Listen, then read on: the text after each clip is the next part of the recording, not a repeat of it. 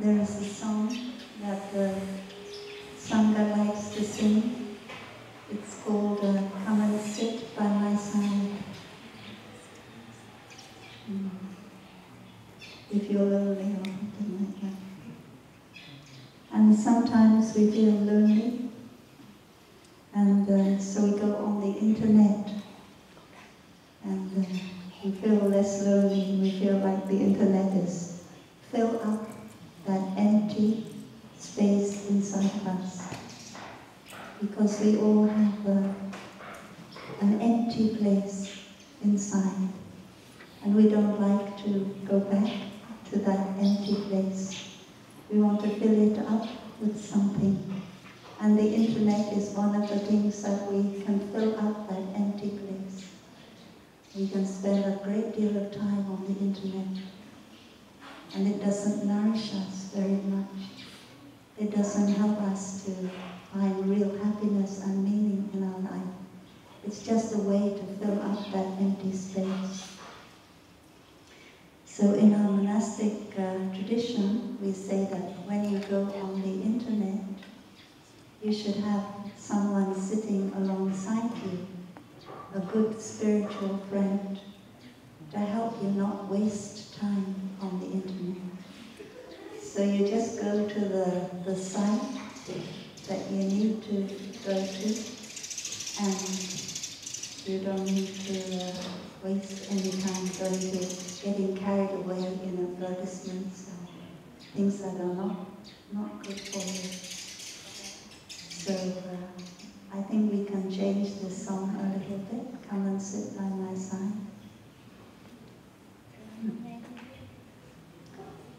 Come and sit by my side, dear sister. I am going on the internet, breathing in, breathing out. We'll be careful not to nourish unwholesome seeds. Come and sit by my side, dear brother. We are going on the internet, breathing in, breathing out. We'll not waste time looking at things that don't nourish our practice. So the internet is a kind of food. And in Buddhism we have 4 kinds of food. And we need food in order to be able to stay alive. And we need a food for our body, and we need food for our mind. So I will write on the board the 4 kinds of food.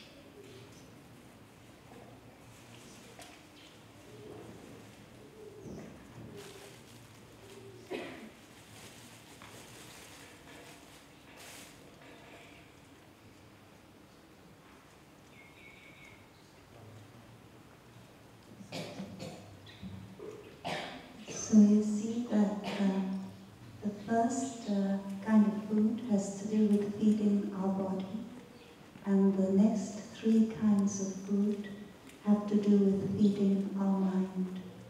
So there are many different foods that feed our mind. There is a sutra spoken by the Venerable Shariputra. Venerable Shariputra was a high disciple of the Buddha, and he often gave a sutra like the Buddha did. And he said that to understand food, the nutriment, to understand where the nutriment comes from, to understand how we can put an end to the nutriment, and to understand the path that put an end to the nutriment, that is right view. So we have an idea when we read that sutra that we need to put an end to nutriment. But if we put an end to nutriment, we cannot survive. So the kind of nutriment that we need to put an end to is the nutriment that is destructive for our health, our body and mind. And the kind of nutriment that we need to nourish, we need to have more of, is the nutriment that keeps us healthy in our body and our mind. So as a practitioner, we should know what it is that keeps us healthy and what it is that is destructive for our health of body and mind. And we know that in our own time, mental health is a big problem.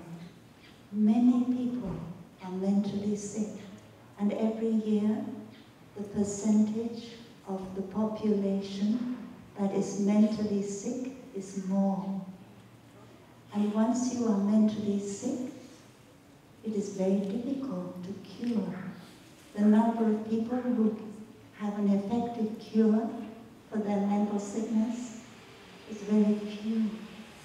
Many people, they take drugs to help them feel more peaceful and calm, but they have to keep taking drugs to keep feeling more peaceful and calm, and those drugs are not good for their brain in the end. So we need to look again at how we can help the mental health of people not to be so bad and not to keep getting worse. And actually all of us are a little bit mentally sick. We can say, oh, that person is mentally sick, but we also are mentally sick. Everyone is a little bit sick, and some people are more mentally sick than others. So we will, first of all, before we help someone else, we have to come back and look at our own mental health. And I think that one of the teachings of the Buddha that can help most of all with mental health is the teachings on the 4 kinds of food. You may say that the first kind of food has nothing to do with my mental health.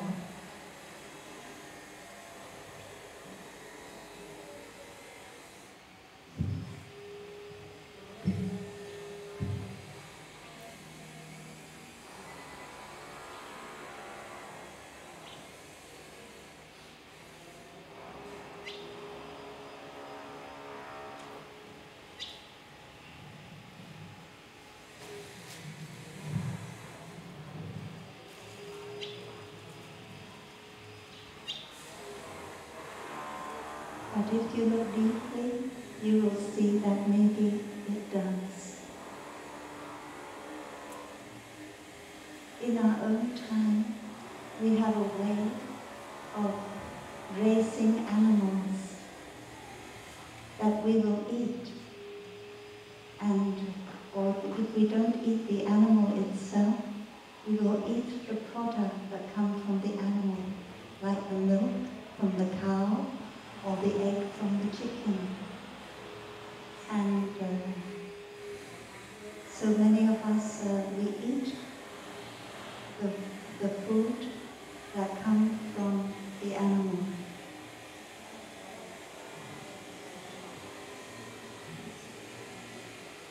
And the animal has maybe suffered a lot.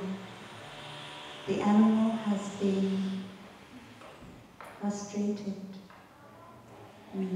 has lived in a great deal of fear and discomfort. And when we have certain mental states, things in our brain, it releases certain neurotransmitters which have an effect, and certain chemicals in our body like cortisols and catecholamines. These are chemicals that are released in our body when we have fear in our mind. And they go into each part of our body. They go into our heart and the muscles of our heart. And so we know that when an animal, because an animal also has a brain like we do, and an animal also produces cortisol and catecholamines in its body. So when the animal is in a state of fear, frustration, then the meat of the animal, the milk of the animal, the egg of the animal also get these poisons, toxins in it. And when we eat it, we get it too. So the kind of food that we eat, it also has an effect on our mental health. And we should look very carefully at where the food comes from. And like Shariputra said, if we see that it's not come from a healthy source and it doesn't lead to our own health, then we should stop it straight away and find another kind of food.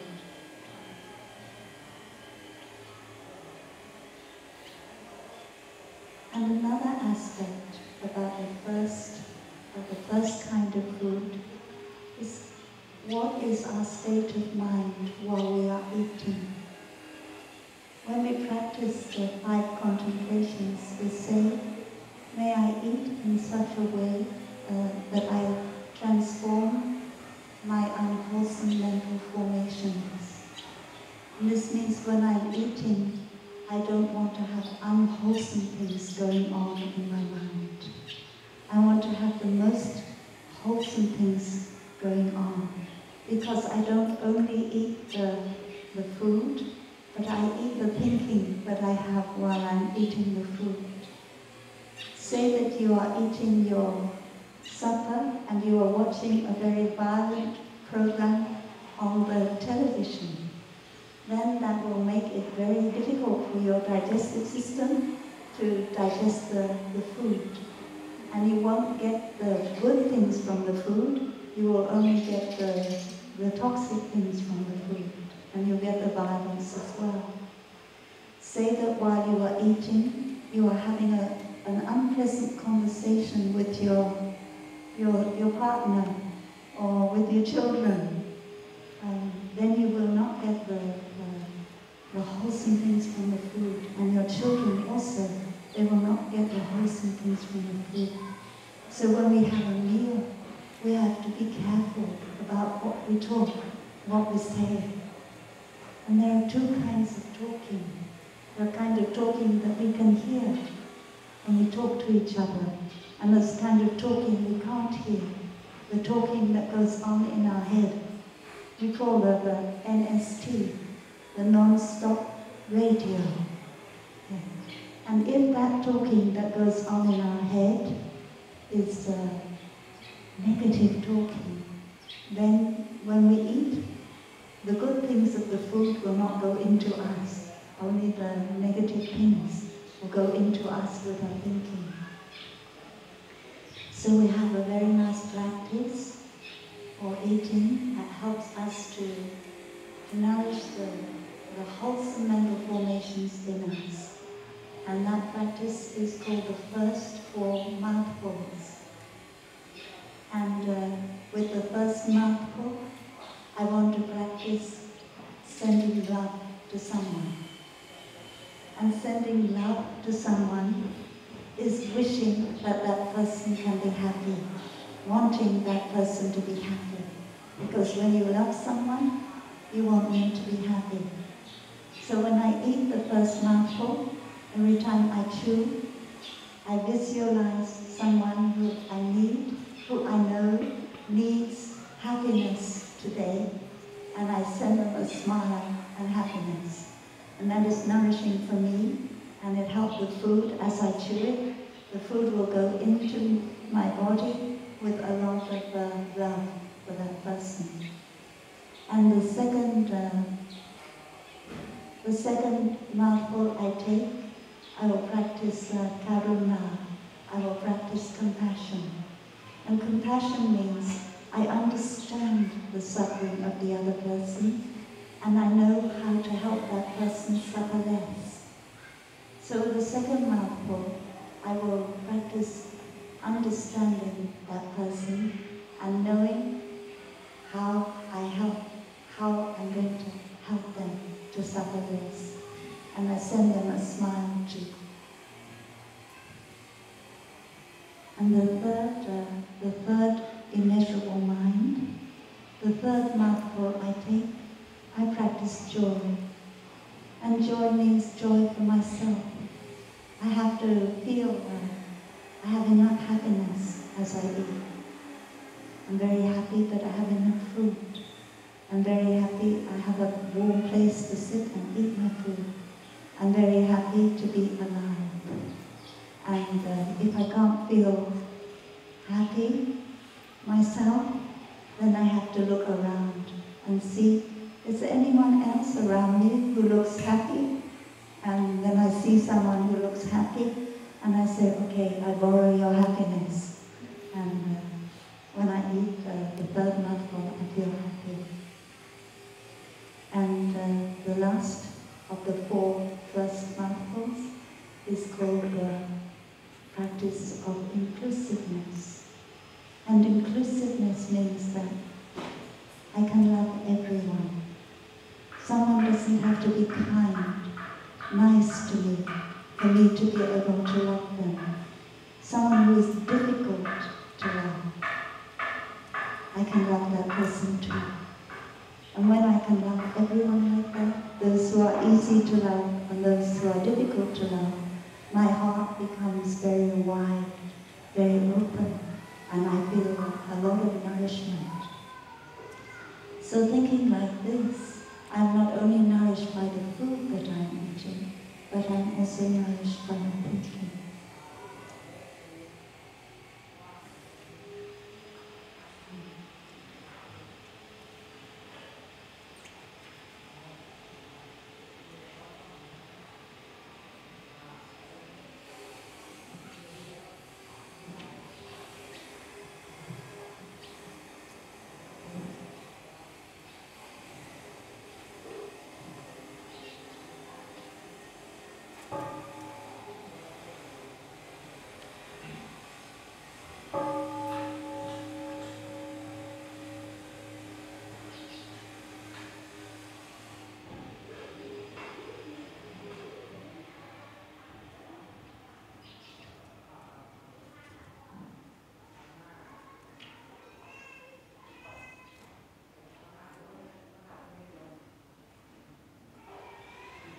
And another thing that makes me very happy when I eat is that I feel gratitude.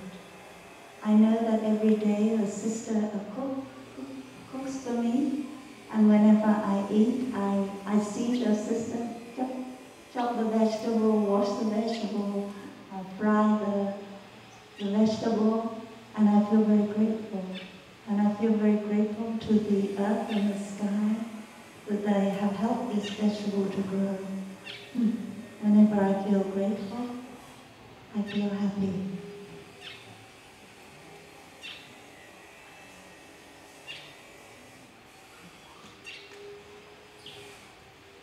Another thing that makes me happy when I eat is that I know that I am not doing too much harm to my fellow species. I know that the trees, the animals, the rocks, and the earth itself are all my brothers and sisters. The earth itself is my mother. I feel very closely connected to everything when I eat, because they all help to contribute to the food. And I want to take good care of them. I want to take good care of the cows. I want to take good care of the little insects. I don't want to destroy their lives. Because I know that every time I destroy the life of another species, I also contribute to destroy my own life. And every time I destroy a part of Mother Earth, I contribute to destroying my own life. And I contribute to destroying the lives of my descendants. The other day, we were in the north of Thailand, where the mountains are. And we went high up into the mountain. And we looked across at the mountain on the other side. And we see that on the other side of the mountain, the forest has all disappeared. And in place of the forest, they grow a lot of maize. And why do they grow the maize?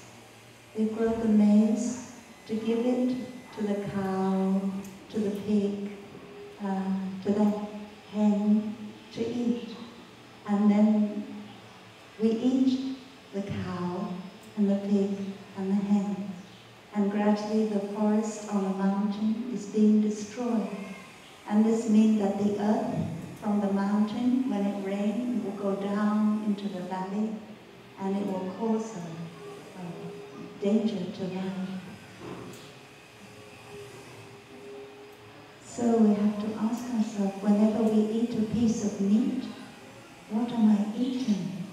I am eating 4 kilos. If I eat 1 kilo of meat, I'm eating 4 kilos of maize. And I eat 1 glass of liquor, I'm also eating a lot of barley. And we don't have enough room on our planet Earth to plant maize, to be able to feed cows, to be able to eat the cows. We only have enough room on our planet Earth to plant maize for human beings to eat directly, not to eat meat. So when I look like that and I see that I am not destroying Mother Earth, if I am only a little bit, not a lot, I also feel very happy when I eat. So the Buddha told us we should look very carefully at what we are eating. And we should ask ourselves, am I eating the flesh of my own child? And we know that in our world, every day, 40,000 children or more, they die from malnutrition. So if we deprive others of food by eating meat, that includes children, then we are eating the flesh of our own children. Because if the children who die every day are not our own children, then whose children are they?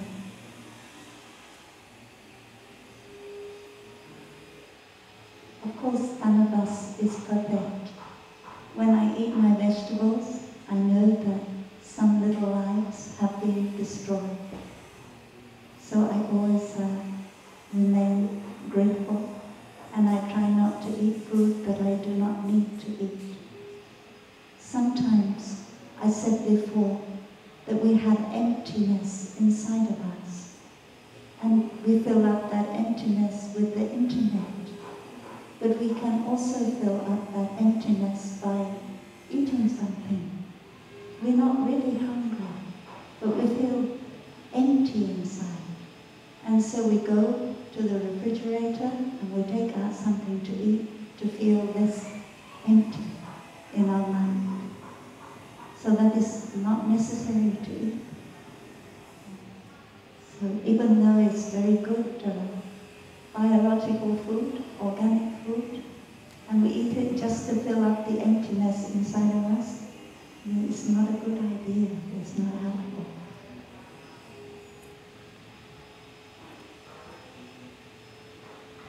So now I want to talk about the second kind of food. And in order to do that, I will sing you a song about the food of sense impression. Our senses are our eyes, ears, nose, tongue, and body.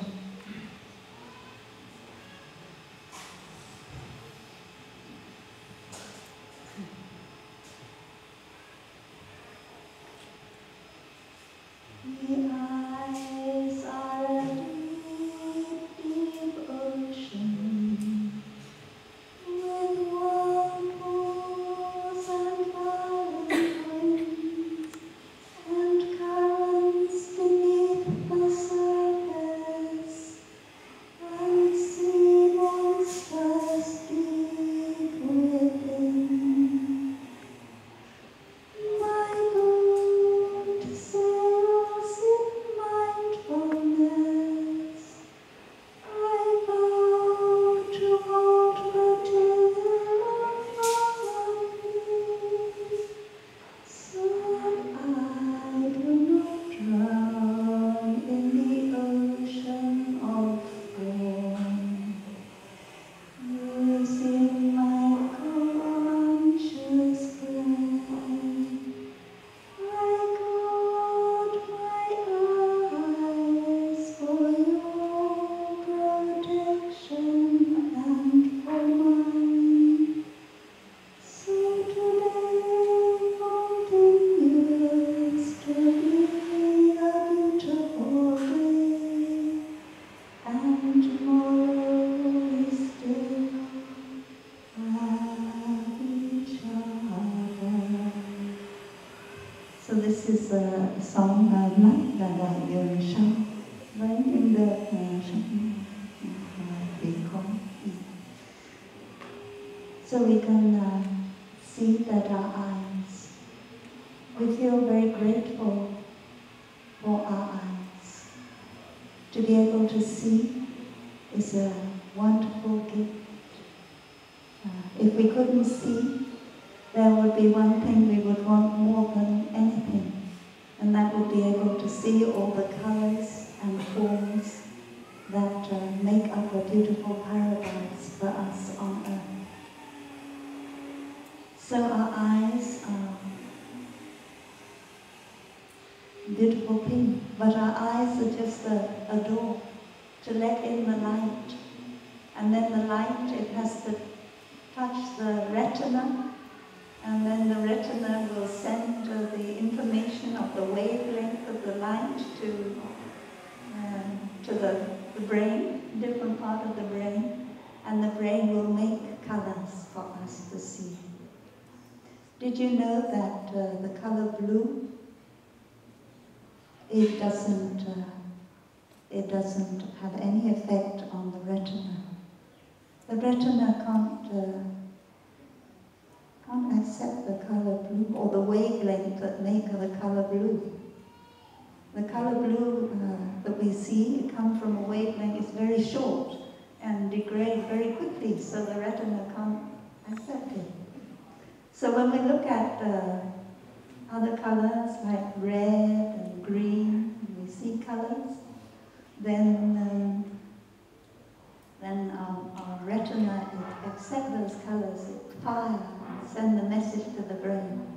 And the brain sees there's a place where no message, and so it fills it in with blue, makes up the color blue. So the blue color completely a product of your brain. When you see something, you think you see with your eyes, but in fact you see more with your brain than you do with your eyes. But the eyes let in your light. So the eyes are very precious.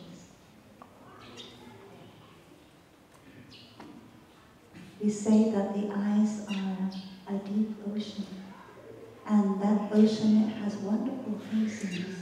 Wonderful coral reefs, wonderful, beautiful fish, beautiful seaweed, everything. But it also has very dangerous things. There are currents under the surface of the water, and if you go swimming, they can pull you away and you can drown.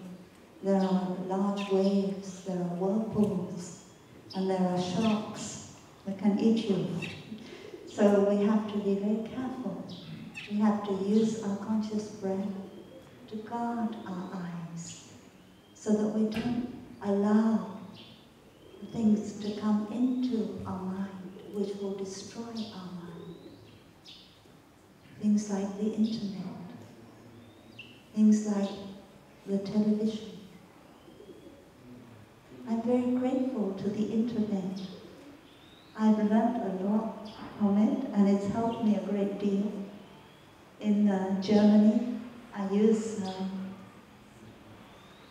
books a lot, but it's too heavy to carry all my books to Thailand. So I have to rely a lot on the internet. I can find all the Pali sutras on the internet, all the English sutras, all the Buddhist text I need. All the Sanskrit dictionary I can find on the internet. So I'm very grateful to the internet. But I also know I have to be very careful. The other day, I wanted to read a book about mindfulness. It's called The Heart of Buddhist Meditation by the Venerable Nyanaponika. And that book is, you can find on the internet and read it. It's a very beautiful book about Buddhist meditation. So when I found the book, I see on the screen, half the page is the book, where you can read Nyanaponika, and on the other half of the page is an advertisement. Yeah, would you like to sleep with this beautiful girl tonight? Something like that. And it's nothing. Nyanaponika, he never wanted to think about that kind of thing. But it's on the same page as the book. And if I'm not careful, I click in the wrong place, I can be carried away. And it also is very unfair to women. If you, like me, a women's rights person, then you don't like it when you see women portrayed not wearing many clothes, just like an object. They make you feel that people have no respect for women, so you don't feel happy. And I try very hard. I try very hard to read the book and not to see the image of, is there some way I can click and get rid of the image? There's no way, I cannot get rid of it. I click anything over there, I will get more image like that.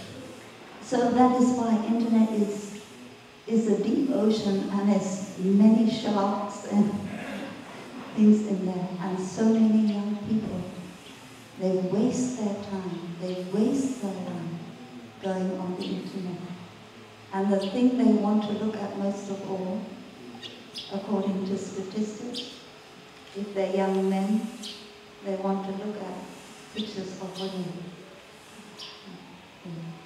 Sex is the most interesting thing. We waste our life like that. So we should take good care of our eyes.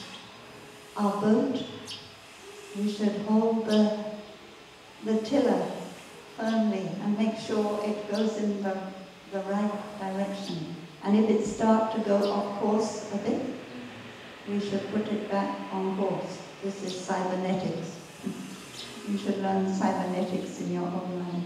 put your boat back on course and it starts to go on. I read, as I said, I'm grateful to the internet. I read on the internet a little bit about television, the effect of television on children. I think about 20 or 30 years ago, our teacher in Plum village was saying, television is very dangerous for children. And 20 or 30 years ago, he also said we should have laws to restrict the kind of programs that are allowed to be put on television. And 20 or 30 years ago, people would say, we don't have any evidence. There's no evidence that watching violent programs on television makes you a more violent person. Watching sex on television makes you want to have sex more yourself. There's no evidence. But in the last 10 years, people have done a great deal of research on the effect of television programs on children. And it's very clear that it does have an effect. For instance, they take a class of children and they divide the class into two groups. One group, it watches just an ordinary program, and the other group, it watches a program with violence. Not violence done to a person, but violence done to people hitting pillows or being violent to a doll or something that is not living. And then after the children have watched the two films, the two groups, one the non-violent film and the other group the violent film, they put the children in a room where there are plenty of toys for the children to play together with the toys. And they notice that the children who watch the violent film, they fight with the other children. They take the toys from the other children, whereas the children who watch the non-violent film, they don't have that kind of behavior. So it's very clear that the kind of film we watch, it has an effect on our behavior. And it's not only children, but adults also that are affected by the films that they watch. It's not only films, it's also newspapers. When you read newspapers, you think, oh, I'm just reading the news. This is just factual stuff. This can't hurt me. So you read a lot of news about murder, about war in different parts of the world. You see the pictures on the television of places where there's war and there's wounded people, shooting and that kind of thing. And you think, this is right. I should do this. I should be informed about what's happening in the world. But when you finish watching that kind of thing, you don't feel good in yourself. Actually, you don't feel more compassionate. You feel more angry. You feel angry. Why? Why are these things happening in the world? I don't want to live in a world like this. You feel frustrated. You feel angry. So is that kind of news good for you? Do you really need to know what's happening in the world in a way that makes you frustrated, full of despair? No, it's better to take a fast and not watch. Sometimes we watch a film, we think, there's nothing wrong with this film. It's just educational. But afterwards, we don't feel good. And we wonder, why don't I feel good? And it's because something happened in the film. Even sometimes you watch films about nature, about animals. And you think, well, watching a film about nature, about animals, that must be a good thing to do. I can learn a lot from that kind of thing. But when you've watched it, you don't feel good. And then you remember, in that film, you see the animals killing each other, see a lot of animals killing each other, and we don't feel good anymore. I know a family in New York. They were thinking, should we keep our television or should we get rid of it? Because it's true, there are good things on television, they're not all bad things. And because it's a family that practice, 3 children, a grandmother, and 2 parents in the family, they said, we won't ask grandmother to make the decision, we won't ask parents to make the decision, we will make the decision together. So they sat down as a family council to decide, should we keep the television on? And they decided, we'll keep the television.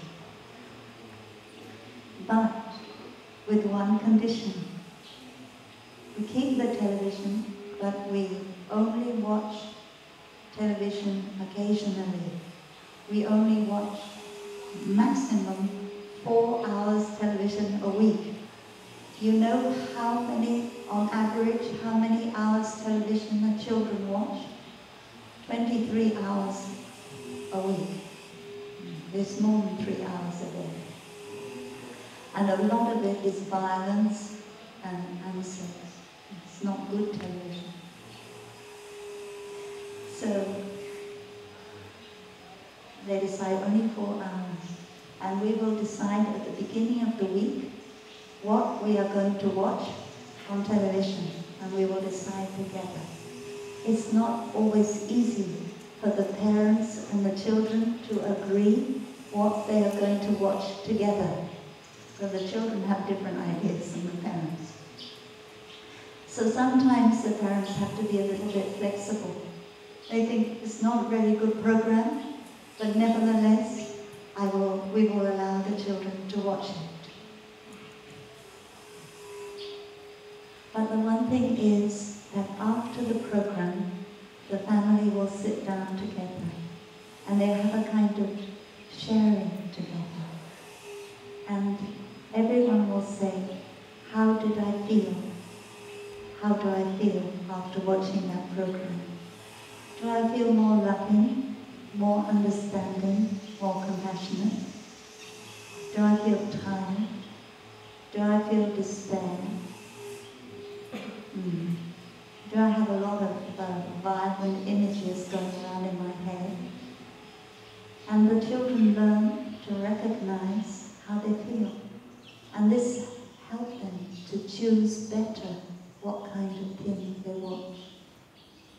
And when you get good at this practice of asking yourself how you feel after you've watched a program, then you can do it while you're watching the program. And that is much better. As soon as you begin to feel, this is making me feel tired, this is making me feel despair, straight away you turn it off. You don't say, oh, I'll see if it changes in a minute, it gets better.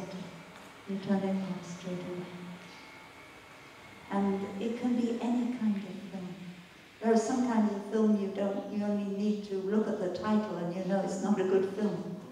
There are other kinds of film where the title looks good, but in fact, you watch a little bit and it's not doing you any good, so you turn it off.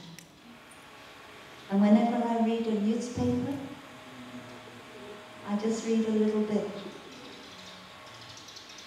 And maybe I read about something I saw on the news the other day. It's a father in Afghanistan. And he just heard the news that his 2 sons had been killed. And he was in a state of shock and of grief. And I watched that bit of news. It only took 2 minutes. And I felt a lot of compassion. I felt a lot of aspiration in me. I felt a vow that I really want to practice in order to help stop war in the world because it causes so much suffering. And after that 2 minutes, I turn off the news. That is enough. Enough to water the seed of compassion in me. I don't need to watch more. If I keep watching more and more murder, more war, I will stop feeling compassion and I will begin to feel despair. And then I can't do anything. Because despair is a state where you are immobilized. You become numb. You can't do anything. When we chant the chant, where is it? May the day be well, or we are truly present. May the winds be favorable, the rain seasonable, and the people's hearts at peace, and may there be no place that is at war. This is something that we chant every day. May the winds be favorable, the rain seasonable, and may there be no place that is at war. And when we chant like that, what are we doing? Are we saying, dear Buddha, dear God, please give us the right amount of rain, please give us the right amount of wind, please stop the war? Of course we're not saying that. We're saying that I want to practice in such a way that the climate will be a good climate and that there will be no war in the world. And every day is a deep aspiration for us to practice like that. And that is called the third kind of food, the food of volition. I want to act in such a way that there will be no more war, that there won't be climate change which causes flooding, which causes tsunami and all the kind of thing we don't want on the planet Earth. And that in order to be able to stop climate change, I have to eat in a certain way that doesn't produce all kind of methane gas and contribute to the greenhouse effect.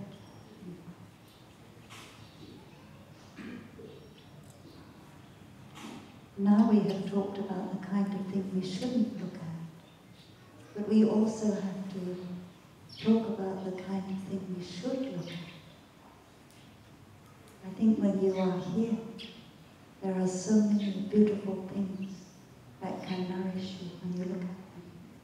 You look at the Kalyai mountain, you look at the yellow flower on the tree, you listen to the bird singing, and you just open yourself up to allow these beautiful things to go into you and to nourish you. Every time, every day, you should have time to nourish yourself with the beautiful things you can receive through your eyes and your ears. And when you are here, you can do that many hours of the day. No television, no internet, no advertisements. You have a chance, you can really nourish yourself with nature, look deeply at things, and allow your eyes to receive all the beautiful things in life. Because life is very wonderful. Life is very beautiful. And a little exercise that you can do for yourself during the day is to ask yourself, am I nourishing myself with sense impression food? Am I allowing myself to be nourished with sense impression food? Because you may be walking along a beautiful path with so many lovely flowers on each side, but you're not being nourished by them because your mind is carried away by thinking about the past or thinking about the future. And you should ask yourself, is the past nourishing me? Is the future nourishing me? And you say, no, it's not. So why don't I allow the beautiful things in the present moment to nourish me? And this is very important for our mental health. When a psychotherapist has his patients come to him, he should invite them to go for a little walk in the park and allow them to be nourished by the beautiful things in the park. Because our mind, it has the tendency to go in the direction of everything that is negative. And the next thing I have to ask myself whenever I think about the future is, am I nourishing myself with my aspiration for the future? And some people ask, oh, here you say you live in the country of the present moment. Does that mean you can't ever think about the future? You can't plan for the future? Of course, it doesn't mean that. We have every right to plan for the future. But our planning for the future, it should nourish us. And it's not worrying about the future or being afraid of the future or craving for something in the future.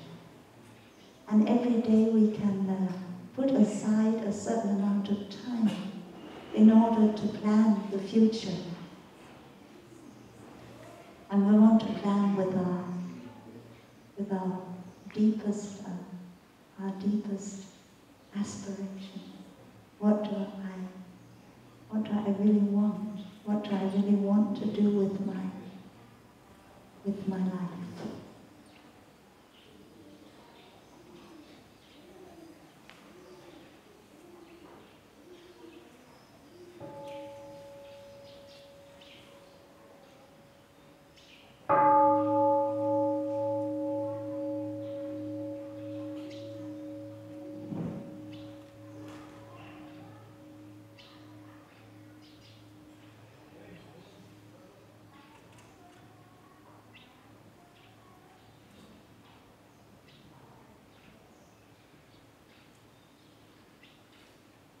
So when you are a young person, you go to the school, you go to the university, and you have an aspiration.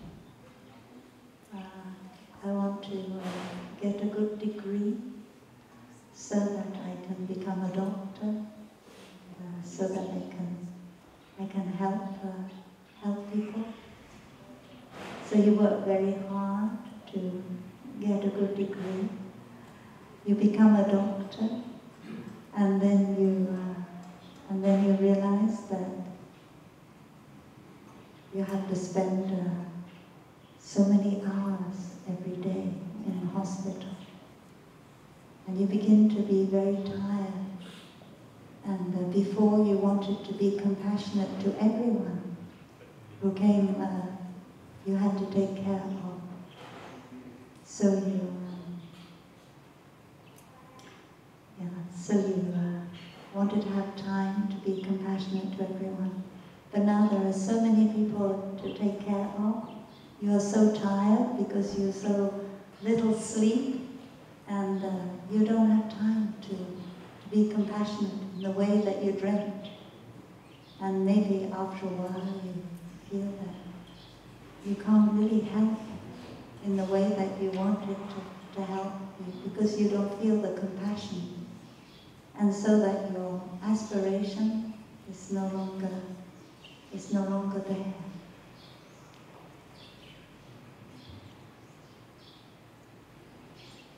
So somehow we have to keep in touch with our aspiration. When we make plans for the future, we should always ask ourselves, why do I want to do this? And will this help me to really be happy and really feel fulfilled? When I was a child, I went to a school, and I was very happy in that school. That school, it was quite a small school, and it was run by the Catholic nuns. Many people of my friends, they went to different school run by Catholic nuns. They had a very hard time.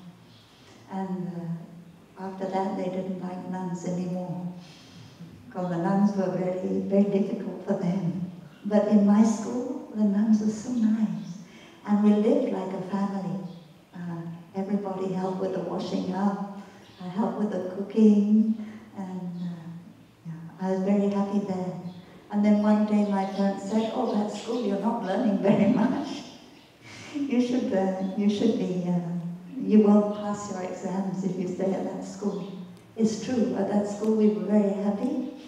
We learned a lot about how to take care of each other, but we didn't learn much mathematics and science. We spent too much time in the garden, doing the garden and things like that. So at that time I thought, oh, being a nun is very happy. And then I see my parents, sometimes they're not happy together. Sometimes I hear my mother and father talking a little bit unkindly to each other. I see my mother cry, and I think, oh, I never hear the nun talk like that. I never see the nun cry like that. So I think it's probably better to be a nun. You'll be happy like that. So when you're a child, you get the idea about what will make you happy. And then you share with then the careers officer, he comes to the school and he asks you about your career, what you want to do when you leave school. So you tell him, because you're young and you tell everything. And he say, oh, that's not very practical. Don't you want to do something you can make a lot of money and do something more practical that you sure will ensure us a good future?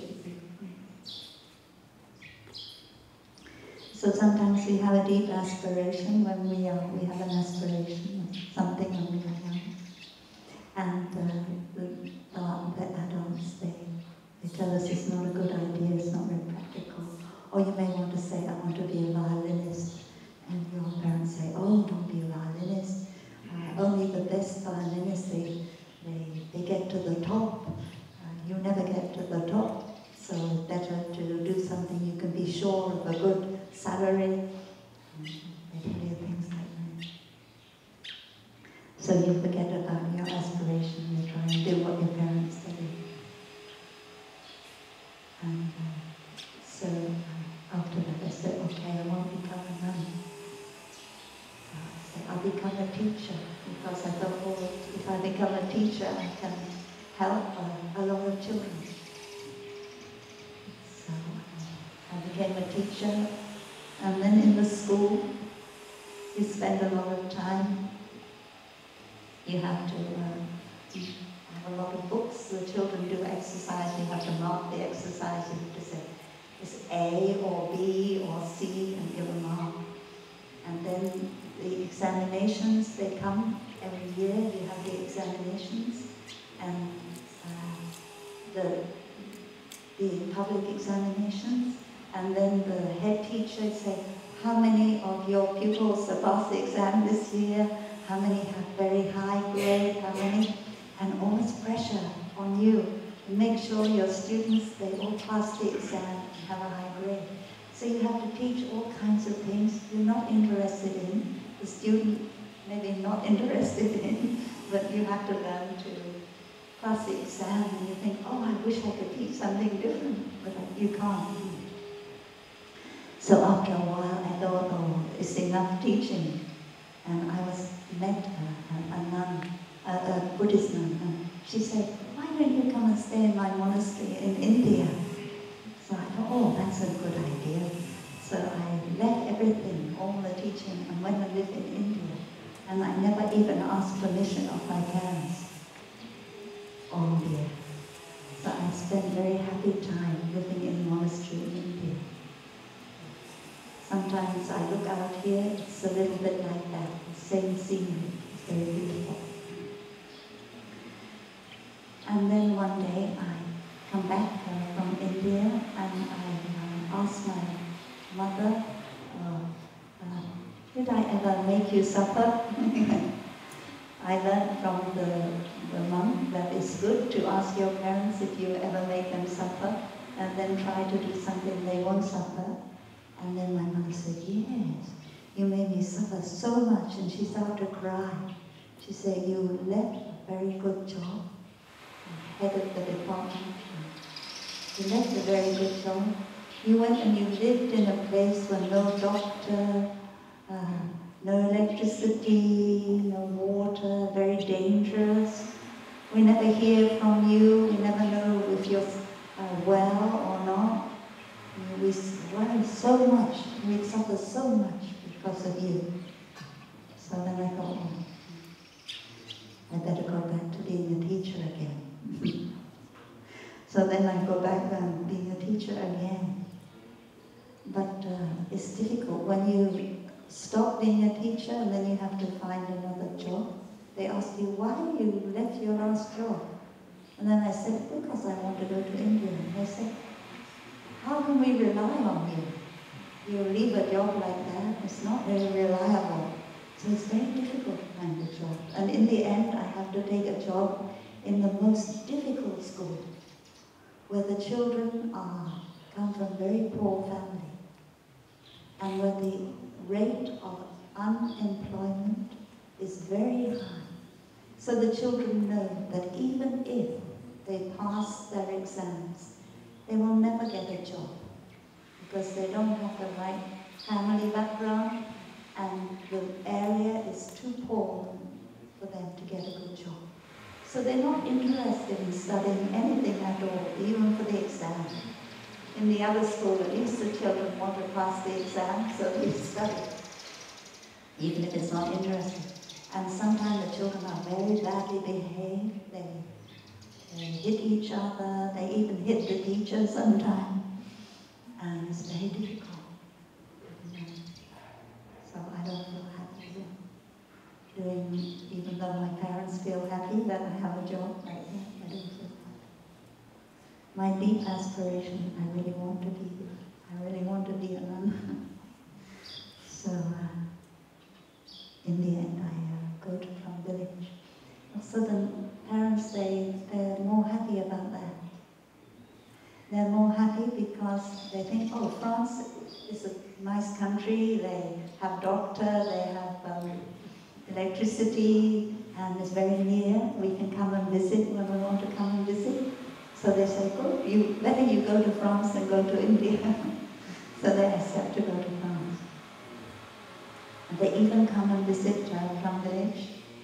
It's a nice place. So one day I tell my teacher that I like to become a nun. And so after he agreed at the end, at first it was difficult, but he agreed.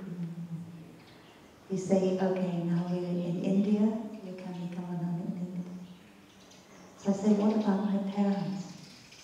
He said, well, in your case, you don't have to tell your parents, because they don't understand what Buddhist nun means. And if you ask them, oh, can I become a Buddhist nun? And they say yes, they won't know what they mean. And if they say no, they also won't know what they're saying no to. So don't tell them. You practice for 2 years, and then after 2 years, you can go back to England with Thai. And you can help Thai lead a retreat in England and invite your parents to come. Then they will see that, oh, it's very nice to retreat, very nice the work the monk and nuns are doing, and they will be happy. So we did like that. It's a little bit exception to the rule. Anyway, by that time, I was already 39 years old. It's quite old already. I already have a lot of habit energies from out in the world, difficult to transform. So if I had become a nun before, when I first wanted to, yeah, it might have been better for me. But it's not always easy in life for you to follow your deep aspiration. But if you don't know your deep aspiration, it's more difficult than if you know it. So we should know what I really want to do. Maybe you really want to be a doctor. You really want to join, what's it called, Doctors Without Boundaries. The doctors who go to the countries and they give their services free free of charge. They are really real bodhisattvas. When they went to Africa, when there was the outbreak of Ebola, it was very dangerous for them to work with people who have that sickness, because if they're not very careful, it's very easy to get infected from the dead body of those people. So there's a lot of compassion when you make the vow to do like that. And the people, they didn't understand. They didn't understand that the doctors really want to help them. They thought that the doctors were responsible for all their loved ones dying. And so they kill them. They kill the doctors. And still the doctors, they keep going to help. So this is a deep aspiration, come from our deep compassion within us. And we all need to get in touch with that seed of compassion within ourselves in order to find out what we do with our life that will make our life meaningful. Because it isn't only becoming a monk or a nun that makes your life meaningful. As a lay person, you can also find a very meaningful thing to do with your life. It's just like a monk or a nun, we have all the easy way to do it. It's more difficult as a lay person. So during my day, I need to ask myself about how I'm being nourished. Obviously, when I'm having my breakfast, my lunch, or my supper, I can ask myself, am I being nourished by my edible food? But what about the other times of the day? I'm also being nourished. I'm being nourished by my sense impression food, my volition food, and by my consciousness food. And I have to keep asking myself the question. I have to be mindful of how I am nourishing myself. What kind of sense impression am I nourishing myself with? I should know it. What kind of consciousness food am I nourishing myself with? I should know it. So the Buddha taught that consciousness is a kind of food. And many people think, that's funny. How can consciousness be a kind of food? But when you listen to the teaching of the Buddha, it becomes very clear. We have many levels of our consciousness. We have the kind of top level of our consciousness where we think, we reason, we analyze. And then we have a deep level of our consciousness where all the memories are stored. And sometimes in that deep level of our consciousness we have certain desires that push us. And really, we don't want to have that desire, but it's pushing us and we don't even know it's pushing us. Say you fall in love with someone and she lived in a certain street. And in order to get to work, you don't need to go along that street. It's much quicker for you to go to work along another street. You take your bicycle and you go along another street, you'd arrive at work much earlier. But the person you fall in love with, she lived on that street. So instead of taking the quick way to work, you bicycle all the way along the street in the hope that you might see her, and then you go to work that way. So you don't realize that. But somehow deep in you there is a volition pushing you to go along that street because you feel the need to see the person that you love. So sometimes we have the deep volition and we don't even recognize it. We should recognize it. And we also have other things in our consciousness, memories of unpleasant things that happened to us in the past. And those memories, they come up in the present. And they cause us to do things, to say things that we don't want to do and say. For instance, when I was a child, I lived in a family where my father was very, very controlling. He controlled everything in the family. And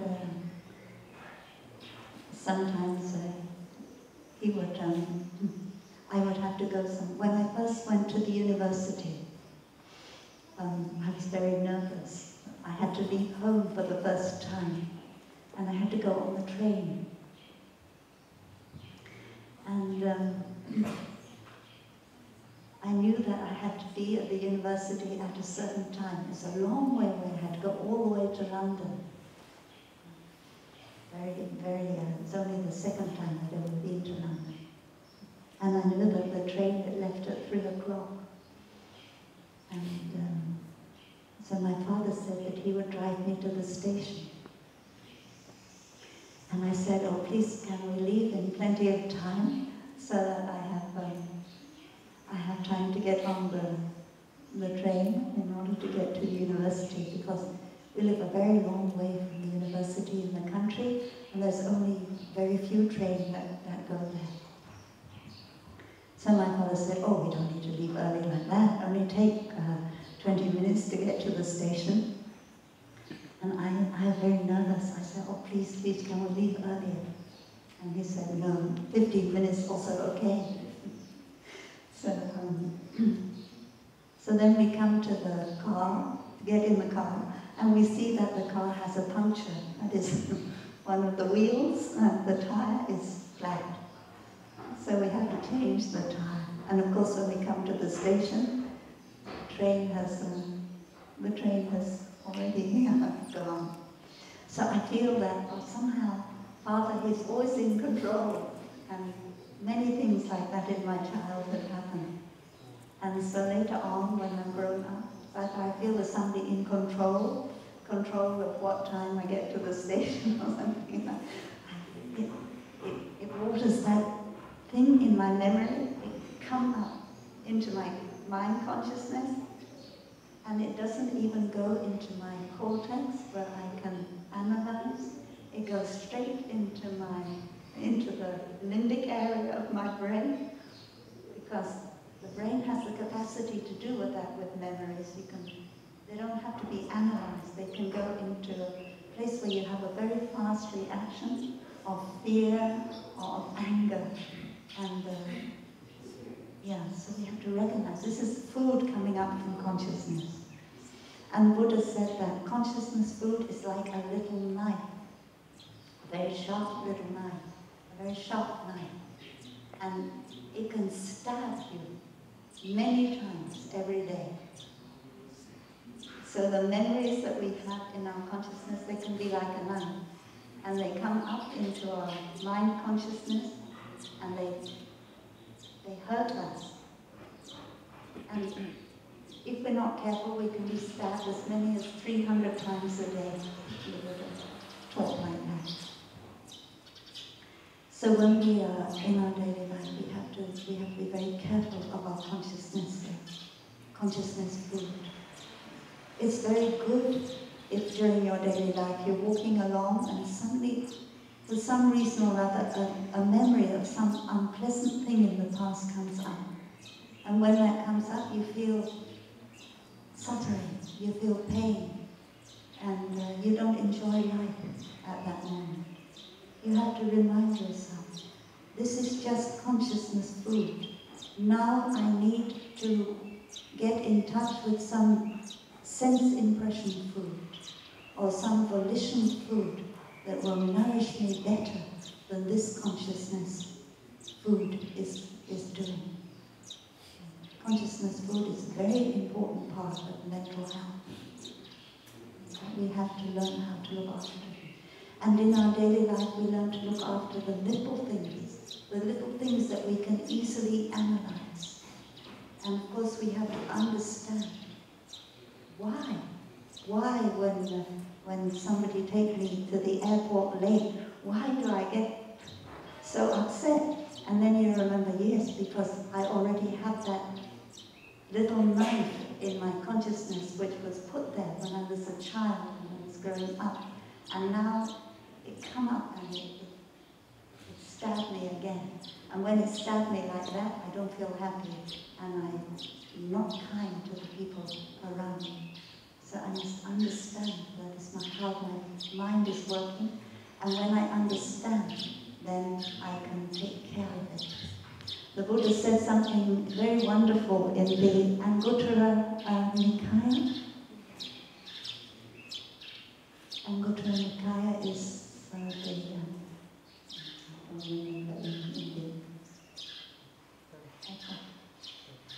Anguttara Nikaya is when you have 1 thing, 2 thing, 3 thing, 4 thing.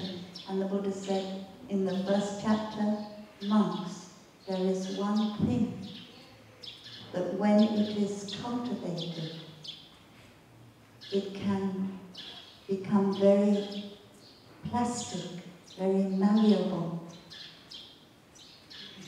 It can bring a lot of happiness. Monks, what is that 1 thing? It is the mind. The mind, when it is cultivated, it can become kamaniya. Kamaniya, it means you can do something with it. Kama means doing, action. You can do something with your mind. When you cultivate your mind, when your mind is bhavitam, that means when your mind is cultivated, you can do something with it. And monks, there is 1 thing. When it is not cultivated, it becomes akamaniya. Akamaniya means you can't do anything with it. It just does what it wants to do. And it brings you a lot of suffering. What is that 1 thing? That 1 thing is the mind. This is very modern. In neuroscience, they say that the mind, the brain, is plastic. Although once the neurons die, it's difficult for them to be born again, the synapses between the neurons are extremely plastic. We can change them. And so by the practice of looking deeply and understanding the kind of food we are giving our mind, it can change our mind, we can cultivate it. And the word kamaniya, it means something like plastic. So the Buddha, although he didn't have MRI, he didn't have a way of imaging the mind, he saw in his meditation that the mind is, the brain is plastic. So I wish you well in the practice of the 4 nutriments in order to be able to keep your mind and your body in good health and happy, and be able to cultivate your mind so that it becomes doable, manageable, wieldy, and bring you a lot of happiness.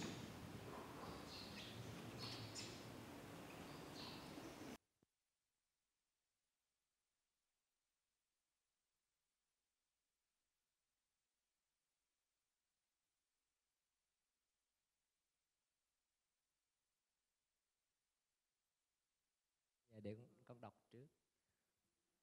Con đang sống những tháng năm huyền thoại.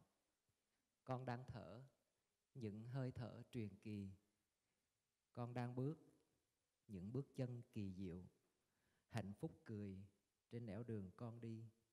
Câu này xong đã nói có huyền thoại, có truyền kỳ, có kỳ diệu.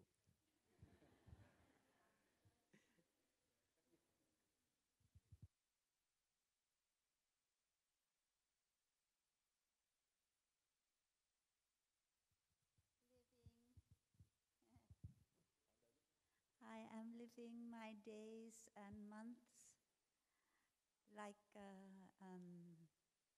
a beautiful story, a very mystical story.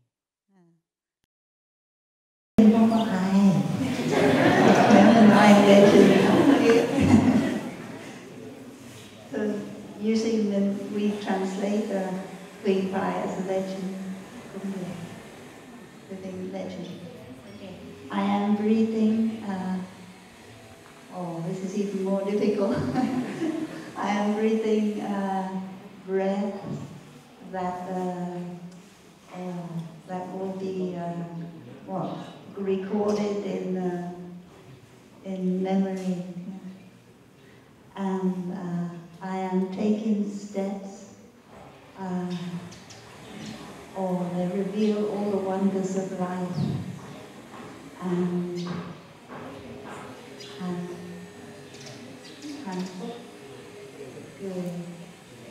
living, and I am smiling with happiness on the path as I go on my path. These are all the teaching of our teacher in Plum.